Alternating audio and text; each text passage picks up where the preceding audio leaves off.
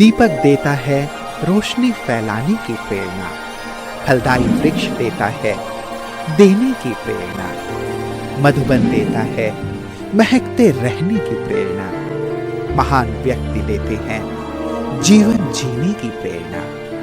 आओ प्रेरणा से दें हम सभी को प्रेरणा।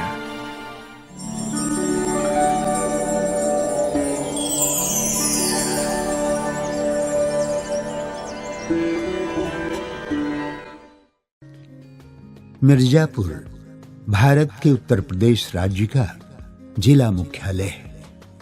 यहाँ का विंध्याचल धाम भारत के प्रमुख हिंदू धार्मिक स्थानों में से एक है।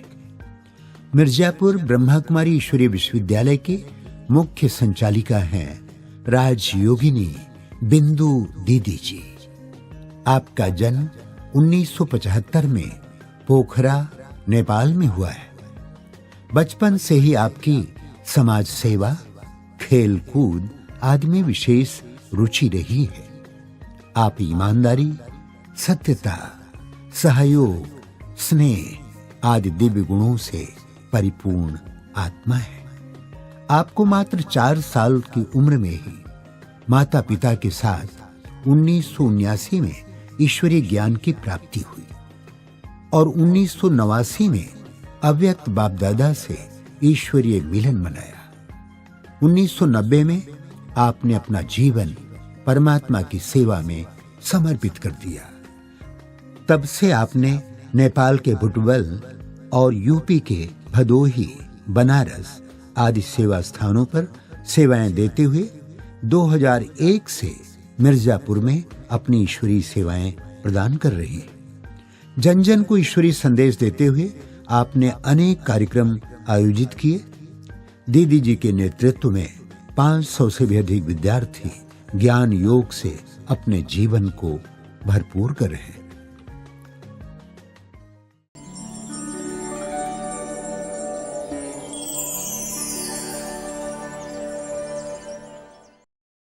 ओम शांति। मेरा लौकिक जन्म नेपाल के पोखरा सिटी में हुआ और मैं बचपन से ज्ञान में हूँ और लौकिक में मेरे पिताजी को पहले ज्ञान मिला।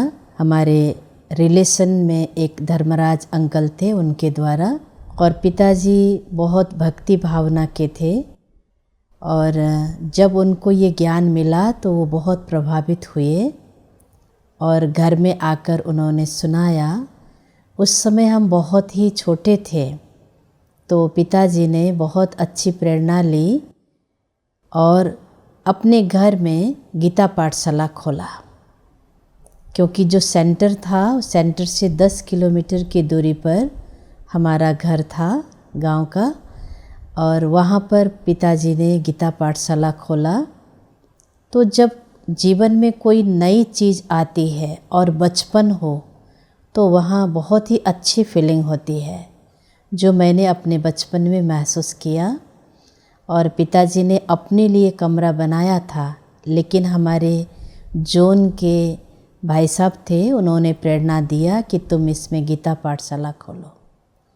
और सन 1985 की बात है, जब नेपाल भारत युवा पद यात्रा हुआ, उसमें मेरे पिताजी और हमारे गीता पाठशाला में ज्ञान में चलने वाले एक और भाई, दोनों लोग इस पद यात्रा में गए थे।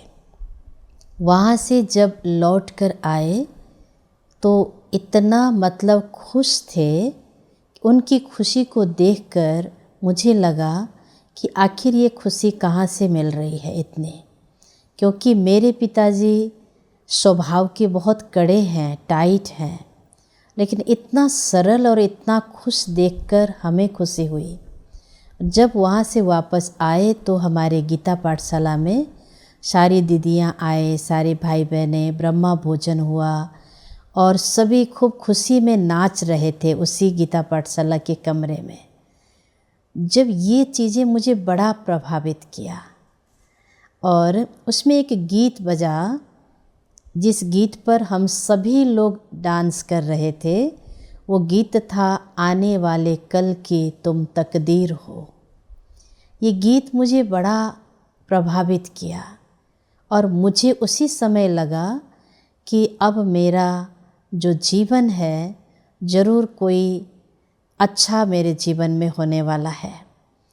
भले बचपन था, हम परमात्मा को इतना नहीं जानते थे, लेकिन कहीं न कहीं उसकी नज़र हमारे ऊपर थी, जो मुझे ऐसा महसूस कराया और मुझे बड़ा अच्छा लगा। दीदियाँ आई, दीदियों का ड्रेस भी अच्छा लगता था, उनका बात, उनका पालना करने का तरीका, बहुत प्रेम से प्यार देती थी। ये सब चीज़ें मुझे बहुत प्रभावित किया। और मेरे पिताजी बहुत ज्ञान में भी बड़ी कट्टरता के साथ चले और उन्होंने मुझे अमृत वेले का महत्व समझाया। अमृत वेला मैं छोटी थी, 6-7 साल की, तब से ही पिताजी ने मुझे अमृत वेला उठाना शुरू किया कि अमृत वेला ब्रह्म मुहूर्त का क्या महत्व है। और उसी समय से मेरे पिताजी ने मुझे मुरली पढ़ना भी सिखाया। गीता पाठशाला में मैं तोतली भाषा में मुरली सुनाया करती थी और मुझे बड़ा अच्छा लगता था। और मुरली नेपाली भाषा में नहीं होती थी, हिंदी भाषा में ही होती थी और मुझे बचपन से हिंदी भाषा भी बहुत प्यारा लगता था, तो मैं हिंदी में ही मुरली सुनाया करती थी। उसके बाद बहुत सारे गीता पाठशाला में आते थे भाई बहनें, उनकी कन्याएं भी आती थी। तो वो कन्याएं धीरे धीरे करके सेंटर पर जाना शुरू किया, मतलब समर्पित होना शुरू किया। तो मेरे मन में आया कि मैं पहले ज्ञान में थी, मुझे पहले पापा ने ये ज्ञान दिया, पर ये दीदियाँ वो मेरे से 2-4 साल 2-3 साल बड़ी थी, वो मेरे से पहले सेंटर पर समर्पित होने के लिए चली गई। तो मेरे मन में हुआ कि मुझे भी बाबा की सेवा में जाना चाहिए, मुझे बाबा की सेवा बड़ी अच्छी लगती है और मैं कैसे जाऊं। तो मुझे परमात्मा की इतनी समझ नहीं थी क्योंकि बचपना था, तो मैं बाबा से बात करती थी ऐसे अनायास ही कि बाबा, हे भगवान, आपने उनको भेजा, उनको बुलाया, मुझे क्यों नहीं। तो ऐसे ही समय बीता और पिताजी मुझे सेंटर पर ले जाया करते थे साइकिल में बिठा करके। सेंटर के वातावरण को देखकर वहाँ मुझे इतना अच्छा लगा कि अगर सही जीवन है, श्रेष्ठ जीवन है तो यही है। उसी समय मेरे मन में आया कि मुझे यहाँ ही रहना है, लेकिन मैं छोटी थी, अपनी बातें खुल के नहीं कह पाती थी, तो मैं जाया आया करती थी भले। और मैं बार बार जब छुट्टी का दिन हुआ करता था स्कूल में, तो मैं 2 दिन के लिए सेंटर पर जाती थी, दीदियों का प्यार पालना लेती थी, मुरली सुनती थी, जो भी दीदियाँ सेवाएं दें वो सेवाएं भी करती थी। तो उसके बाद ऐसा समय आया कि भाई साहब ने, जो हमारे जोन इंचार्ज थे, उन्होंने हमारी आदरणीय परिणीता दीदी जी, जो आज नेपाल के निमित्त हैं, बड़ी दीदी, उनको मैसेज भेजा कि गीता पाठशाला में जो बेटी है, जो बच्ची है, उसको सेंटर पर निकालो। तो दीदी ने मुझे बुलाया सेंटर पर और कहा कि भाई साहब ने तुम्हारे लिए कहा है कि तुम सेंटर पे रह सकती हो, क्या तुम्हारे जीवन का फैसला है, क्या तुम ब्रह्मा कुमारी बनना चाहती हो। तो मैंने कुछ भी बिना सोचे समझे बस सीधा बोला कि हाँ, मुझे ब्रह्मा कुमारी ही बनना है। तब दीदी ने कहा, ऐसे नहीं, तुमको मैं 1 हफ्ते का टाइम देती हूँ, तुम घर पे जाओ और वहाँ जाकर के अपने माता पिता से बात करो, उनसे राय करो, उसके बाद तुम डिसीजन बताना। और मेरे मन में उसी समय डिसीजन हो चुका था, लेकिन फिर भी दीदी के कहने अनुसार मैं वापस घर गई और मैं जाकर के पहले मम्मी को बताया, क्योंकि पिताजी से मैं इतना खुल के बात नहीं कर पाती थी। और मम्मी से बताया कि दीदी ने मुझे सेंटर पर रहने के लिए ऑफ़र किया है। तो मम्मी ने पिताजी से बताया। और 2-3 दिन बाद मैंने मम्मी से बता करके 2 सेट कपड़ा लेकर मैं सेंटर पर बस में बैठ कर के गई।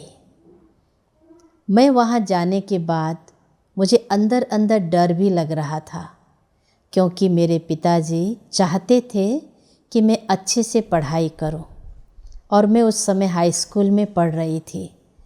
और लेकिन मेरे को बाबा की इतनी खिंचाव हो रही थी कि मुझे दुनिया की पढ़ाई में भी मन नहीं लगता था। और माताजी से मैं छुट्टी लेकर के सेंटर पर आई, और यहाँ आने के बाद पिताजी को पता चला तो पिताजी ने सेंटर पर आए और कहा, अभी तुम्हें सेंटर पर नहीं रहना है, तुम घर चलो। दीदियों को भी बोला, आप इतने छोटे उम्र में बच्चियों को कैसे रख कर सिखाएंगे, अभी इनको पढ़ना है, आगे बढ़ना है, अच्छे से पढ़ाई करेंगे तो सेंटर पर भी अच्छी सेवा करेंगे। लेकिन दीदियों ने कह दिया, ठीक है आप अपनी बच्ची को ले जाएं। लेकिन मुझे तो जाना नहीं था। मेरे पिताजी ने मेरा हाथ पकड़ कर के कहा चलो, पर मैंने पिताजी से हाथ छुड़ा कर कहा कि खम्बे में हाथ पकड़ के कहा कि पिताजी मुझे नहीं जाना है। पिताजी ने मुझे वार्निंग दिया, ठीक है अगर तुम्हें नहीं जाना है तो फिर कभी भी ये शिकायत नहीं करना कि मैंने पढ़ाई नहीं की या पढ़ाया नहीं, और मेरी एक बेटी हो, तुम सदा बाबा की छत्र छाया में अच्छे से मर्यादा पूर्वक जीवन जीकर बहुत अच्छे से सेवा करना और मेरा नाम रोशन करना। मैंने कुछ भी आगे पीछे नहीं सोचा, भविष्य भी नहीं देखा कि मैं कैसे रहूँगी, कहाँ रहूँगी, कैसे मेरा जीवन आगे चलेगा, क्योंकि मेरे को कुछ भी करने नहीं आता था। बचपन में खेलने कूदने में ज़्यादा इंटरेस्ट हुआ करता था, थोड़ा मोड़ा माँ को मदद किया करती थी, बाकी मैं कोई कार्य करना मुझे नहीं आता था। 15 वर्ष की उम्र में मैं सेंटर पर रहने का डिसीजन किया और बाबा को देखा और दीदियों को देखा, बाकी आगे पीछे हमने कुछ भी नहीं सोचा। बचपन में जब ज्ञान में आए तो फिर मधुबन जाने की बात हुई, तो मेरी दादी भी ज्ञान में चलती थी, तो दादी के साथ जाने का मैंने पिताजी से माताजी से अपनी बात रखी कि मैं भी मधुबन जाऊंगी बाबा से मिलने। उस समय पोखरा सिटी से सेंटर से लगभग छोटे बच्चे और बड़े मिलाकर 50 लोग गए थे, जो एक बहुत बड़ी उपलब्धि हुआ करती थी उस समय। और पिताजी ने मुझे छुट्टी दी। मैं मुश्किल से उस समय बहुत छोटी थी, 11-12 साल की रही होंगी, और मैं दादी जी के साथ, अपनी लौकिक दादी के साथ और सारे ग्रुप के साथ मैं मधुबन गई। सबसे पहली बार जब मधुबन गए तो पहली बार हम ट्रेन में बैठे अपने लाइफ में, और सभी इतने बाबा की बातें करते हुए जा रहे थे कि बड़ा अच्छा अनुभव हो रहा था कि हम इतनी लंबी यात्रा करके भगवान से मिलन मनाने जा रहे हैं। मधुबन के आंगन में पहुंचते ही ऐसा महसूस हुआ कि ये संसार कुछ अलग संसार है और यहाँ बहुत प्यार मिल रहा है। इतना प्यार अनुभव हुआ जब हम बाबा के कमरे में गए, और फिर जब दादी से मिले तो दादी ने इतना प्यार दिया, बड़ी दादी ने, कि लगा कि यही मेरा संसार है। और जब फिर मैं बाबा के कमरे में बैठती थी, शांति स्तंभ में बैठती थी, तो अलग अलग अनुभव मुझे हुआ करता था, जैसे बाबा मुझे खींच रहा है बाबा की सेवा के लिए। उसके बाद जब दादी से मिले तो दादी का वरद हस्त हमारे सिर पर, दादी ने मेरे सर पे हाथ रखा, और तभी हमें समझ में आया कि मेरा भविष्य बहुत ऊंचा है। फिर जब बाबा मिलन का दिन आया ओम शांति भवन में, तो उस समय में बाबा मिलन हुआ करता था तो सेंटर वाइज होता था, और सिंगल सिंगल भी बाबा से दृष्टि लेने का होता था। तो जब सेंटर वाइज मिलन हुआ तो बाबा ने मुझे इतना गहरा दृष्टि दिया कि बाबा जैसे मेरे भविष्य को जानता था और बहुत गहरी दृष्टि दिया कि मैं वहाँ पर खो गई बाबा के सामने स्टेज पर बैठे बैठे। फिर बाबा ने एक एक करके बुलाया और मुझे हाथ में दृष्टि दिया और हाथ में टोली दिया और वरदान भी दिया, जो आज मुझे याद नहीं है क्योंकि ज़्यादा बचपन की बात थी। लेकिन इतना मतलब वो अनुभव था, बहुत मीठा रस भरा हुआ वो अनुभव था कि जो हम वर्णन नहीं कर पाते हैं। और मेरे आँखों से आंसू बहे तो मेरी दादी पूछी, तुम क्यों रो रही हो? ऐसा महसूस हुआ जैसे कल्प कल्प का बिछड़ा हुआ पिता या माता मुझे मिल रहा है। इस तरह से बाबा से हमने बहुत अनुभव किया और हमेशा मैं बाबा के कमरे में जाकर बैठा करती थी और बाबा से बात करती थी, जो भी हमें आता था। तो धीरे धीरे फिर जाने का जब दिन वापस जाने का आया तो मैं बाबा से बहुत रोई कि बाबा अब वापस हमें कब बुलाएंगे। लेकिन उसके 2 साल बाद ही फिर बाबा ने मुझे सेंटर पर बुलाया और मैं सेंटर पर आई और दीदियों ने मेरे को कहा कि आपको पोखरा सेंटर पर रहना है। लेकिन मैंने कहा कि मैं घर की अकेली बेटी हूँ, मेरी मम्मी का और मेरी दादी का मेरे ऊपर बहुत ज़्यादा मोह है। अगर मैं यहाँ रहूँगी तो मैं स्वतंत्र रूप से सेवा नहीं कर पाऊँगी। मैंने उसी समय ठान लिया था कि मुझे दूर के सेंटर पर जाकर रहना है, जिससे कि लौकिक परिवार का कोई बंधन या मोह मुझे ना खींचे। तो मैं पोखरा से बुटवल सेंटर पर आकर रही और वहाँ पर मैंने सेवा शुरू किया। जो भी आता था दीदियों ने मुझे बहुत कुछ सिखाया और सीखते सीखते हम 5 साल में बहुत परफेक्ट हुए। तो मैं बुटवल सेंटर पर 90 से 95 तक रही और हर प्रकार की सेवाएं करती थी और बाबा ने हर कदम मुझे बचपन से मदद करता गया और मुझे हर प्रकार का सहयोग किया। और 95 में मैंने अपने जोन के भाई साहब से अपनी बात रखी कि भाई साहब मुझे यहाँ से कहीं और जगह भेज दीजिए, क्योंकि मैंने उसी समय ठान लिया था या मेरे जीवन का एक सिद्धांत था कि मुझे एक जगह रहकर सेवा नहीं करना है, मुझे बहती गंगा बनकर सेवा करना है।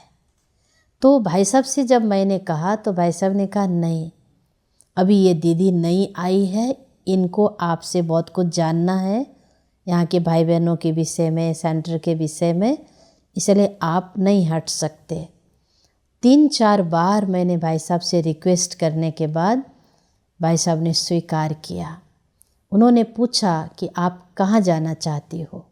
तो मैंने भाई साहब से सीधा बोला कि भाई साहब हम आपके साथ जाना चाहते हैं, इंडिया, भारत में जाकर सेवा करना चाहते। तो भाई साहब ने कहा, अच्छा तो ठीक है, आ जाना।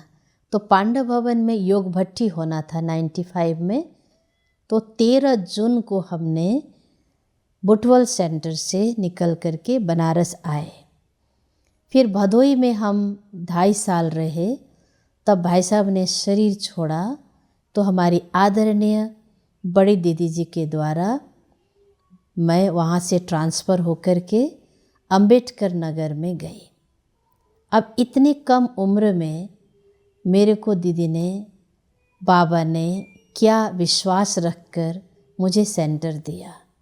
मैंने तो कभी इच्छा ही नहीं रखा कि मुझे टीचर बनना है या मुझे अकेले सेंटर संभालना है। मुझे तो बहुत सीखने की ललक थी और मैं सीखना और चाहती थी, लेकिन बड़ों ने और बाबा ने मेरे सिर पर जिम्मेदारी डाला। तो मैंने सोचा कि अगर बड़ों ने कुछ देखा है, अगर मेरे को जिम्मेदारी मिली है तो इसको मुझे बहुत बखूबी निभाना है। और कोई भी सेवा करना होता था तो मैं सबसे पहले बाबा से बोलती थी, बाबा ये सेवाएं करनी है, बस इसमें आपका मदद चाहिए। तो बाबा हर पल ऐसे लगता था जैसे वो साथ में मेरे खड़े होकर कदम कदम पर मुझे मदद करता है। ऐसे जीवन में बहुत सारे अनुभव मुझे बाबा के हुए। फिर मैं 4 साल अंबेडकर नगर में रही। वहाँ से भी मैंने दीदी से बोल कर कहा कि दीदी मुझे अब यहाँ से जाना है, मुझे और कोई सेंटर पर भेज दीजिए। तो दीदी ने वहाँ से मुझे ले कर के आए मिर्ज़ापुर में। 2001 से बड़ी दीदी ने मुझे मिर्ज़ापुर में लाकर रखा। मिर्ज़ापुर में मम्मा बाबा के समय से खुला हुआ ये सेंटर है, सन 1958 में।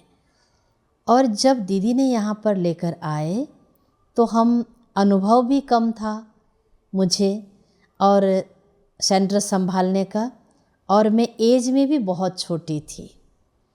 और इस सेंटर पर जब आए तो यहाँ पर मम्मा बाबा के हस्तों से पले हुए बहुत सारे भाई और माताएं थी।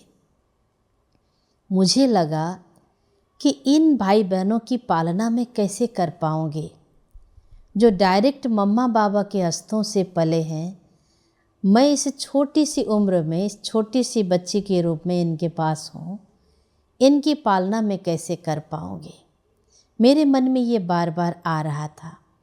और दूसरा गर्व भी हो रहा था कि बाबा ने मुझ में क्या देखा कि जो बाबा के हस्तों से खुला हुआ, बाबा के समय में खुला हुआ ये सेंटर, जिस पर बाबा ने मुझे सेवा करने का अवसर दिया है, इस बात का मुझे बहुत गर्व होता है। तो मुझे खुशी हुई, लेकिन एक तरफ मुझे लगा कि भाई बहनों की पालना मैं कैसे करूँगी। शुरू में यहाँ की भाई बहनों ने थोड़ा सा, ये छोटी बच्ची है कैसे कर पाएगी, इस भावना से मुझे देखा और बड़ी दीदी से भी कहा। तो दीदी ने कहा नहीं, अच्छे से ये संभालेगी, आप देखिएगा इसके अंदर बहुत अच्छे गुण हैं, बहुत अच्छी प्यार पालना करती है, आपको किसी भी प्रकार की प्रॉब्लम नहीं आएगी। 4 साल हुए। 4 साल बाद लगभग 2005 में मैंने बड़ी दीदी से कहा कि दीदी अब मुझे यहाँ से हटा दीजिए, क्योंकि मेरे जीवन का सिद्धांत था कि मुझे बहती गंगा बनकर सेवा करना है, एक जगह रहकर सेवा नहीं करना है। तो बड़ी दीदी ने कहा नहीं, आपको यहाँ से नहीं हटना है। तो फिर मुझे क्या करना है, मैंने पूछा। तो दीदी ने कहा तुम अब खूब उमंग उत्साह में खूब सेवाएं करो, खूब सेवाएं करो। तो यहाँ पर बहुत सारी सेवाएं हुई। माई इंडिया, हेल्दी इंडिया, डॉक्टर्स का रैली आया, मीडिया रैली आया, नारी सशक्तिकरण रैली भी हुआ। उसके बाद हमने एक प्रोग्राम किया 2006 में, अलविदा तनाव कार्यक्रम, क्योंकि मिर्ज़ापुर में ब्रह्मा कुमारी के प्रति अच्छी दृष्टिकोण नहीं हुआ करती थी। लोग नहीं पसंद करते थे ब्रह्मा कुमारी के ज्ञान को सुनना, और उन्हें सफ़ेद ड्रेस भी अच्छा नहीं लगता था। तो मुझे क्या लगता था कि मम्मा बाबा के समय से ये खुला हुआ सेंटर और यहाँ पर सेवाएं कम हैं। वैसे हमारी आदरणीय कमला दीदी जी ने यहाँ पर बहुत सेवाएं की है, जो हमारे से पहले यहाँ पर थे। उन्होंने बहुत मेहनत किया है, यहाँ पर बहुत सेवाएं की है, लेकिन फिर भी इतनी सेवाओं की वृद्धि नहीं हुआ करती थी। हम बाबा से कहे बाबा अब यहाँ सेवाएं कैसे बढ़े, यहाँ के लोग पॉजिटिव कैसे हो। तो फिर बाबा ने एक प्रेरणा दी कि अलविदा तनाव कार्यक्रम करने के लिए, और बाबा ने वो कार्यक्रम कराया। विघ्न बाधाएं भी बहुत आई, बाबा ने बहुत मदद किया और वो कार्यक्रम बहुत अच्छे से सफल हुआ 11 दिन का 2006 में। उससे बहुत सारे भाई बहनें निकले, और वो भाई बहनें इतने अच्छे थे कि जिस सेंटर से हमने ये प्रोग्राम किया वो सेंटर बहुत छोटा होने लगा।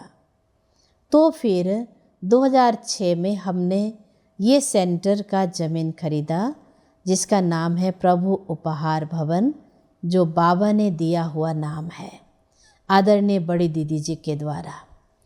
फिर इस सेंटर का ज़मीन परचेज करके इस सेंटर को बनाया। और ये सेंटर बनाने के लिए भी हमारे पास कुछ भी पैसे नहीं थे। 1 लाख रुपया केवल यज्ञ के अकाउंट में थे, लेकिन बाबा ने बहुत हिम्मत दिया, बच्ची इसको शुरू करो, आपको कभी प्रॉब्लम नहीं आएगी। और मैंने शुरू किया और 2008 में शुरू किया और 2011 में इतना बड़ा बाबा का घर बन के तैयार हुआ। 2011 में हमारे आदरणीय बड़ी दीदी जी, हमारे आदरणीय मधुबन के उषा दीदी जी, हमारे आदरणीय परिणीता दीदी जी, आदरणीय हमारे दीपेंद्र भाई साहब, पंकज भाई साहब, जोन के सभी लोग आकर इस सेंटर का उद्घाटन किए। हमें कभी कभी ये समझ में आता था कि हमारे अंदर कोई ऐसी विशेषता भी नहीं है, लेकिन बाबा मुझे कैसे यूज कर रहा है। जब भी मैं बाबा की गद्दी में, संदली में बैठती हूँ तो बाबा मुझे अनुभव कराया करते हैं। आज भी कोई भी सेवा करनी होती है तो बाबा मुझे संदली में ही जब मैं बैठती हूँ तो बाबा मुझे प्रेरणा देते हैं, बच्ची तुम्हें ये करना चाहिए। और मैं अपने जीवन का एक वसूल बनाया है मैंने कि जो भी चीज़ें बाबा की गद्दी में मुझे टच होती है वो कार्य में पूरा करने की कोशिश करती हूँ, चाहे जैसे। वो संकल्प को मैं कभी भी दायां बायां होने नहीं देती हूँ और मैं उस संकल्प को पूरा करने में जब लग जाती हूँ तो बाबा इतना मुझे मदद करता है कि मेरा मन तैयार नहीं है, मेरा तन तैयार नहीं है, मेरे पास धन नहीं है, तब भी बाबा पूरी तरह उपलब्धता कराता है कि बच्चे लो ये कार्य करो। तो मुझे लगता है कि बाबा कैसे मुझे यूज कर रहा है और कैसे यहाँ की सेवाओं को आगे बढ़ा रहा है। और यहाँ ये स्थान ऐसा है जहाँ दादियाँ भी इस स्थान पर आई हुई हैं। तो मुझे लगता है कि हमारे पूर्वजों ने जिस स्थान पर कदम रखा उसको मुझे बहुत आगे ले जाना है, बहुत आगे मुझे भी बढ़ना है और यहाँ के भाई बहनों को भी आगे ले जाना है। इसलिए यहाँ के भाई बहनों ने भी बहुत अच्छा से हमें सपोर्ट किया, तन से, मन से, धन से उन्होंने बहुत मुझे मदद किया और बाबा ने उन्हें निमित्त बनाया और हम बाबा का कार्य करते गए। ऐसे बहुत सारे प्रोग्राम यहाँ पर हुए।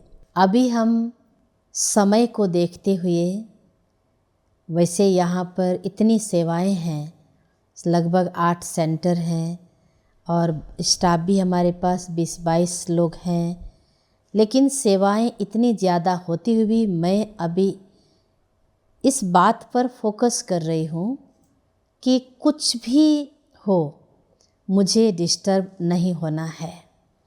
मैं अमृत वेले इस बात का बार बार बाबा से बात करती हूँ कि मुझे शांत रहना है, किसी भी बातों का, एक्शन का रिएक्शन नहीं करना है, चाहे वो आने वाले भाई बहनें हों, चाहे वो हमारे सेंटर पर रहने वाले सभी भाई बहन, किसी से भी मैं बहुत वाद विवाद कम करना चाहती हूँ। साइलेंट में रह करके बाबा से कोई भी परिस्थिति आती है तो मैं बाबा से कहती हूँ तो बाबा बड़े आसानी से उस समस्या का समाधान कर देते हैं। इसलिए मैं ये तपस्या कर रही हूँ इस समय कि मुझे आत्म स्थिति में रह करके खुद की स्थिति को बहुत ऊंचा ले जाना है, साइलेंट में रहना है और उसके बाद में अपने स्टाफ को भी आगे ले जाना है। और मेरे जीवन की धारणा है कि मैं सदा बाबा के यज्ञ में हूँ और सदा ईमानदारी के साथ रहना चाहती हूँ। कभी भी बाबा के यज्ञ में रहकर मैंने कभी भी यज्ञ के एक एक पैसे को सफल किया, कभी दायां बायां नहीं किया, 1 रुपया भी ऊपर नीचे नहीं किया। और आगे भी मैं सदा बाबा से सच्चाई और सफाई के साथ रहती हूँ। कभी भी मैंने बाबा के साथ कोई भी चीज़ छिपाया नहीं है। कोई गलतियाँ भी की हो या कोई अच्छा भी किया हो, हर बात मैंने बाबा से शेयर किया है। और मेरे जीवन की ये धारणा है कि मेरा जीवन, अगर बाबा के कार्य में हमने जीवन सफल किया है तो संपूर्ण तरीके से सफल हो। हर प्रकार से समय, श्वास, संकल्प, तन, मन, धन, हर प्रकार से मैं बाबा का संपूर्ण तरीके से बनकर रहूं, समर्पण भाव से रहूं। कहीं भी कोई भी प्रकार के मन में किसी के प्रति भी कोई गलत भावनाएं, गलत धारणाएं न रखूं और पूरी तरह बाबा मुझे यूज करे, ऐसा मुझे तैयार होकर रहना है। ये मेरे जीवन की धारणाएं हैं। और समय के अनुसार, समय बहुत कम है, संगम युग लास्ट चल रहा है। हमारे सभी दादियाँ एडवांस पार्टी में चले गए, यज्ञ का भी अंतिम समय चल रहा है। इसलिए हम सभी ब्रह्मा वत्सों को अब केवल स्वयं पर फोकस करना है। सबसे पहले मनसा पावरफुल बनाना है। जब तक मनसा पावरफुल नहीं होगा तब तक हम अंतिम समय का सीन नहीं देख पाएंगे, क्योंकि अंतिम समय बहुत भयावह होगा। और साथ साथ अंतिम समय में हमें बहुत मनसा सेवा करना होगा। इसलिए हम सभी ब्रह्मा वत्सों को इस बात का ख्याल हमेशा हो कि सेवाएं होती रहेंगी, सभी भाई बहनें आते जाते रहेंगे, बाकी सब कुछ होता रहेगा, लेकिन अपनी स्थिति पर फोकस करना बहुत ज़रूरी है। क्योंकि मनसा सेवा लास्ट में चलेगी तो मनसा सेवा से ही हम बहुत सेवाएं करेंगे, बहुत दुआएं लेंगे और अपनी अंतिम घर जाने की तैयारी भी करेंगे। क्योंकि अंत समय में हमें बाबा के साथ वापस घर जाना है। तो अपने घर जाने के लिए, कर्मातीत अवस्था बनाने के लिए, अपने संपूर्ण अवस्था को प्राप्त करने के लिए पूरी तरह अपने मन, वचन, कर्म, मन, वाणी, कर्म, संकल्प पर फोकस करना है। कोई भी बातें हमारे बाबा के श्रीमत के विपरीत ना हो, बाबा के डायरेक्शन के विपरीत ना हो, इस बात का हमें सदा ख्याल रहना चाहिए।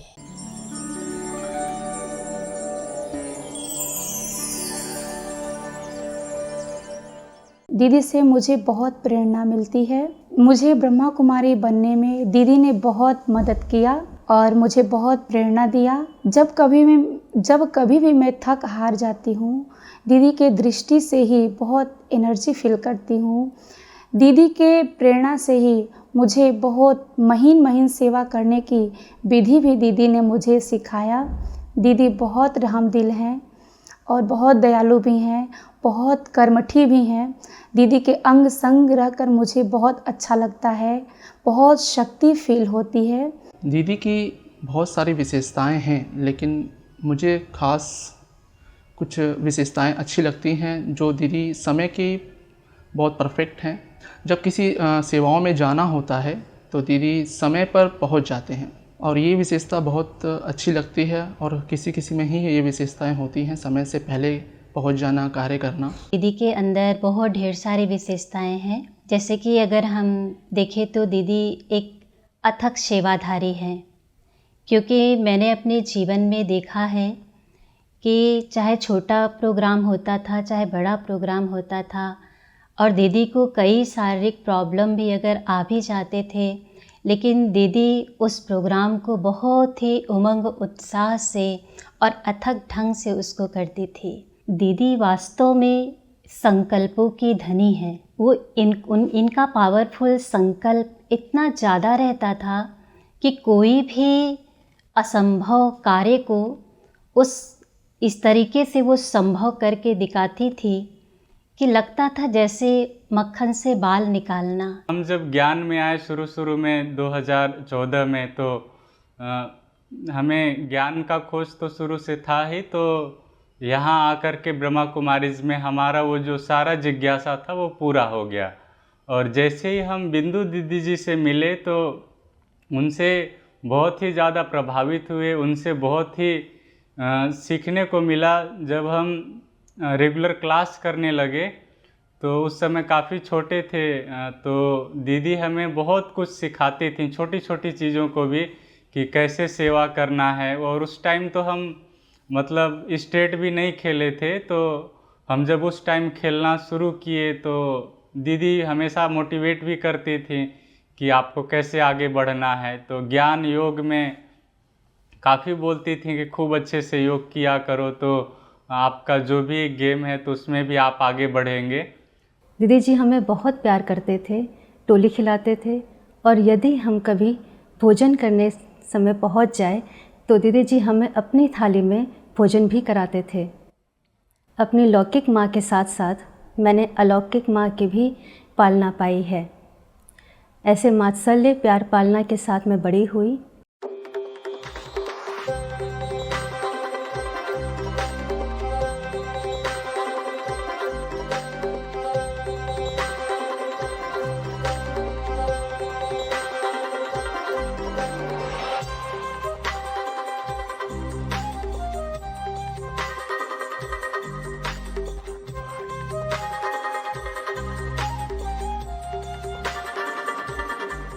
दीदी की जो विशेषता है, सेवा करने का इतना अथक है कि जो भी संकल्प करती हैं उसको पूरा करके ही छोड़ती हैं।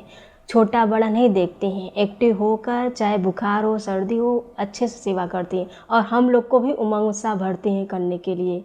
ये नहीं कि कुछ हो गया नहीं, लेकिन करना ही है। और दीदी के अंदर एक और विशेषता है कि हम लोग के साथ चाहे छोटी सेवा हो चाहे बड़ी सेवा हो, हर कार्य में दीदी हाथ बटाती हैं हमारा लोग। बिंदु दीदी का आना हमारे मिर्ज़ापुर में बड़े ही हम लोगों के लिए एक बड़ा सौभाग्यशाली रहा कि उनके आने से हमारे मिर्ज़ापुर में इतना परिवर्तन हुआ। वो निरंतर कुछ न कुछ नया करने का हमेशा सोचती रहीं। आते ही उस सेंटर का भी उन्होंने तुरंत नवीनीकरण किया, जो पहले जैसा था तुरंत उसमें चेंजिंग ले आए। उसके बाद वो बड़े बड़े प्रोग्राम छोटे सेंटर होने के बाद भी वो करती रहीं। से मैं दीदी के संपर्क में आई तो जैसे बाबा कहते हैं निमित्त आत्मा मीन्स बाबा, तो मुझे दीदी के स्वरूप में बाबा ही दिखता था, और बाबा को ही समझ के मैं दीदी को फॉलो करती थी। और दीदी को फॉलो करते करते धीरे धीरे मेरे अंदर बहुत सारे परिवर्तन आए। जैसे दीदी बहुत गंभीरता से रहना दीदी को पसंद है, तो दीदी हमेशा सिखाती रहती थी कि गंभीर बनो और कोई भी सेवा करो तो मेरा नहीं करो कि मैंने किया ये कहना माना कि सब कुछ समाप्त हो जाता है। तो बिना ये कहे कि मैंने किया, ये बाबा की सेवा है ये समझ करके करो, और सेवा ऐसी करो जो किसी को पता भी न चले। दीदी का एक तो विस्तृत भाव से सेवा भाव जो है, और सबके प्रति आदर की भावना, और हर आत्मा को समझते हुए कि कौन आत्मा किस कार्य के लिए परफेक्ट है, उस बात को परखने की शक्ति, उनकी निर्णय लेने की शक्ति और कार्य करने की शैली बहुत ज़्यादा प्रभावशाली है। और दीदी ने, मैंने देखते ही देखते दीदी ने बहुत सारी सेवाओं को बहुत विस्तृत रूप से किया है, और दीदी निरंतर प्रयासरत रहती है किसी न किसी सेवा के लिए। ये हम माताओं के लिए एक सबक है। दीदी की विशेषता यह है कि दीदी तुरंत हम लोगों से घुल मिल जाती हैं। जैसे हमारे लौकिक में माँ बाप ने हमको पालना की, ऐसे अलौकिक में दीदी हमारी पालना कर रही हैं। कोई भी बात की बुरा नहीं मानती हैं, हर समय मुस्कुराती रहती हैं, हंस के मिल के व्यवहार से प्रेम से सभी की पालना करती हैं। और दीदी का मुरली सुनाने का अंदाज़ इतना अच्छा है कि हम 10 मिनट सुने, 20 मिनट सुने या पूरी मुरली सुने तो हमको पूरा कंठस्थ हो जाता है और खुशी मिलती है।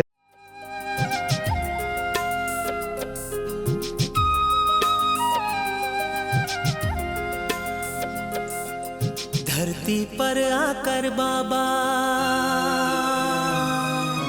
धरती पर आकर बाबा कमाल कर दिया। धरती धरती पर आकर बाबा कमाल कर दिया, दीदार दे के हमको निहाल कर दिया।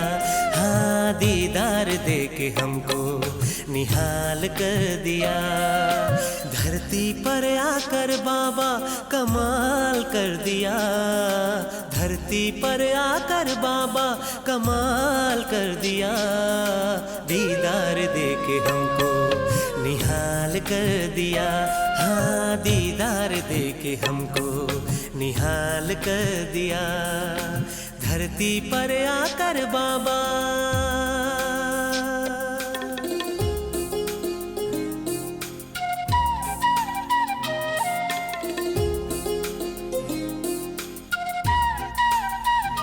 सागमदनी नी नी नी नी नी नी नी नी नी नी नी दा दा दा मा गा रे रे सा गमदनी सा रे रे रे रे रे रे रे गमदनी दनी दा सा सा सा सा सा सा सा नी नी नी धा धा धा मा मा मा धनी सा। सर्व खजाने दे के बदले अवगुण लेके, ज्ञान योग सिखा के रूहानी प्यार दे के।